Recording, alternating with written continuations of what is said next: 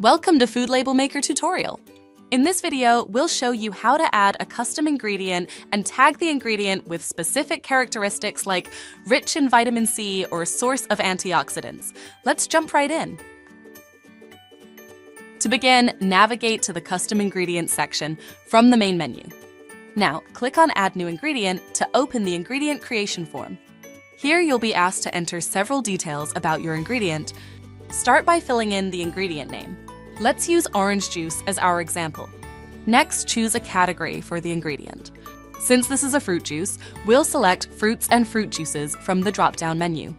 Next, let's add the nutritional information manually. Once the information is complete, double-check the data and click Save to move to the next step. Now that we've entered the nutritional information, it's time to add ingredient tags. To do this, click on the Ingredient Tag tab. For example, since orange juices are high in antioxidants and vitamin C, we'll add the tags rich in vitamin C and source of antioxidants. You can add multiple tags to highlight different properties of the ingredient, and you can add your customized tag if it's not present in the options by clicking on Custom Tags and Add New Tag. Once you've added all relevant tags, click Save to finalize your ingredient. And that's it!